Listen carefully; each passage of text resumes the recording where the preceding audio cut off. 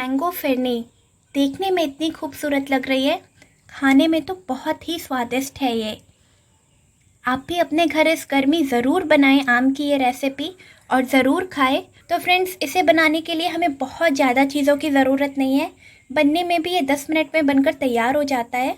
तो चलिए, ये खूबसूरत से दिखने वाली मैंगो फिरनी की रेसिपी मैं फटाफट से आपके साथ शेयर करती हूँ, ताकि आप भी अपने घर में इसे बनाकर खा पाए।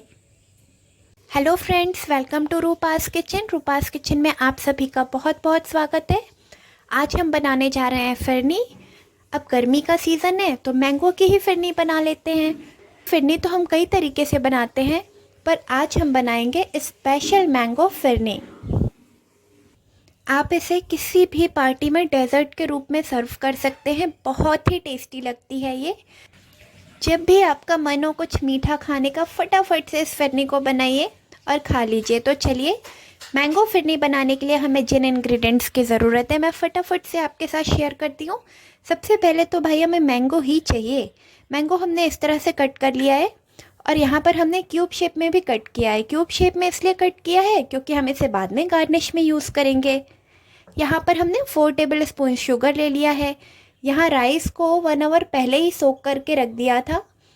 मेरे पास बासमती राइस था इसलिए मैंने यही यूज़ कर लिया। आपके पास जो राइस घर में अवेलेबल हो आप वो यूज़ कर सकते हैं। यहाँ पर थोड़े से काजू, थोड़े से बादाम और किशमिश, ये तीनों चीज़ हमने गार्निश के लिए ले लिया है। फिरनी बनने के बाद हम इनसे गार्निश करेंगे। 700 ml दूध हम इसमें यूज़ करेंगे। यहाँ हमने ले लिया है 2 इलायची। इसे हम क्रश करके इसके छिलके बाहर कर देंगे और इसके दानों को अच्छी तरह से क्रश करके बाद में ऐड करेंगे। तो फिरनी बनाने के लिए सबसे जो मेन काम है, सबसे पहले हम फटाफट इस राइस को ग्राइंड कर लेते हैं। इसे ग्राइंड करते वक्त ध्यान रखिएगा, बहुत ज़्यादा आपको फाइन पेस्ट नहीं बनाना है।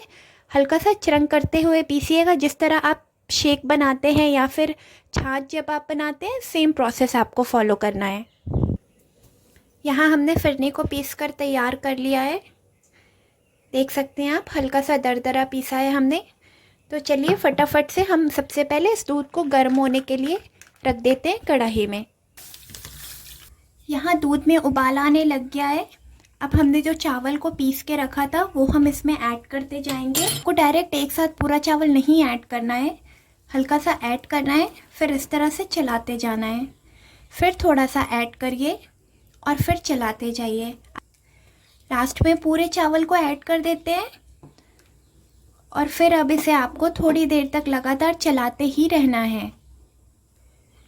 चावल को हमने सोक कर दिया था, इसलिए आधा तो ये अच्छी तरह से फूल चुका था। अब हम 4 से 5 मिनट के लिए इसे पका लेंगे तो हमारा पूरा चावल अच्छी तरह से सॉफ्ट होकर रेडी हो जाएगा। जिस तरह मैंने ऐड किया था थोड़ा फिर इस तरह मिलाते हुए, अगर आप भी सेम प्रोसेस फॉलो करेंगे ना तो बिल्कुल लम्स नहीं आएंगे और कहीं पे भी आपके चावल इकट्ठे होकर कड़े नहीं लगेंगे। कई बार आप देखते होंगे बॉल सा बन जाता है गोल गोल चावल का फिरनी में। प्रोसेस में आपके साथ ये सारी चीज़ें बिल्कुल नहीं होंगी। लगातार हमने इसे चलाते हुए 2 मिनट के लिए अच्छी तरह से पका लिया है।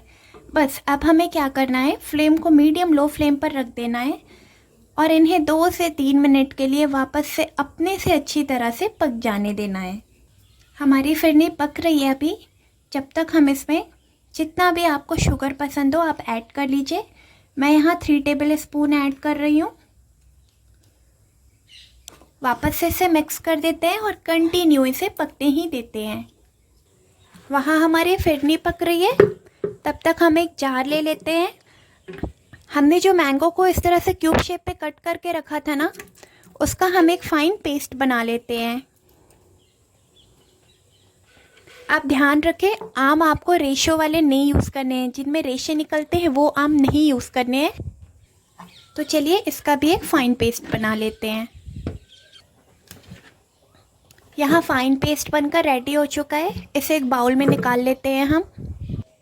यहाँ पर मैंगो का फाइन पेस्ट बनकर रेडी हो चुका है। हम बना रहे हैं ट्रेडिशनली डिश, तो इससे क्यों ना पूरी ट्रेडिशनल की तरह से ही करें।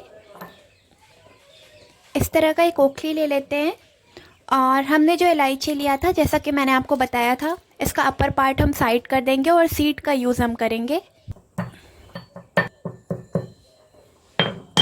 आप देख सकते हैं इसका छिलका अलग हो चुका है और जो अंदर के बीज हैं वो अलग हो चुके हैं। तो अब हम छिलके को निकाल के रख देते हैं साइड में और इसे ले लेते हैं एक बाउल में। हमें फिरनी बनाने के लिए राइस को जितना पकाना था ना, ये उतना पक चुका है। तो अब हम इसमें ऐड कर देते हैं कुछ ड्राई फ्रूट्स को। सबसे पहले इलायची पाउडर ऐड कर लेते हैं, थोड़े से किशमिश ऐड कर लेते हैं, थोड़े बादाम जो हमने स्लाइसेस में कट किए थे,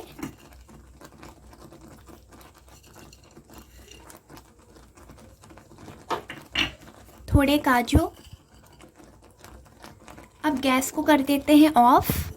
सारे ड्राई फ्रूट्स के साथ में फिरनी को एक बार कर लेते हैं मिक्स। 1 मिनट के लिए बस इसे थोड़ा सा ठंडा हो जाने देंगे।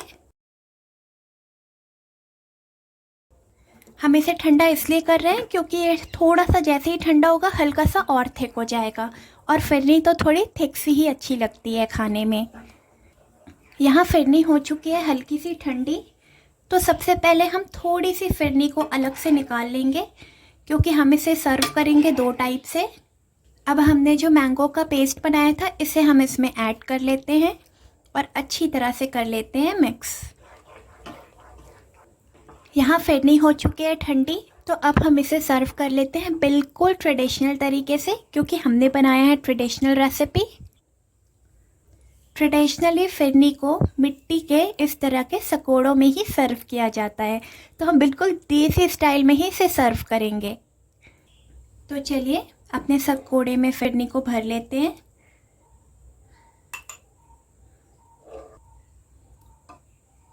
अब जैसा कि मैंने आपको बताया था हम इसे गार्निश भी करेंगे। यहाँ हमने फिरनी को इस कुल्हड़ में निकाल लिया है।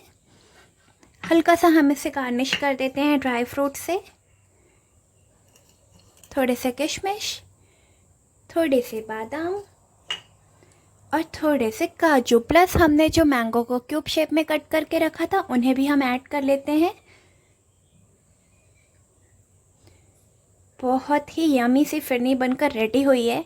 आप एक बार इसे चख लेंगे ना तो फिर आपका फेवरेट हो जाएगा। आपको जब भी कुछ मीठा खाने का मन होगा फटाफट से इसे ही बनाएंगे।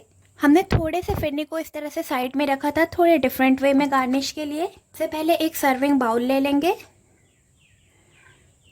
उसमें इस तरह से फिरनी को ऐड कर लेंगे और अब हम इसमें ऊपर से जो मैंगो का पेस्ट बनाया था उसे ऐड कर लेंगे। इन प्रोसेस गार्निश के लिए थोड़े से ड्राई फ्रूट्स ऐड कर लेते हैं।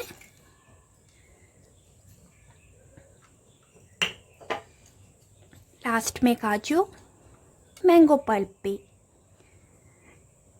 जब ये डायरेक्ट ड्राई फ्रूट्स के साथ मैंगो पल्प मुंह में जाता है ना तो मज़ा आ जाता है।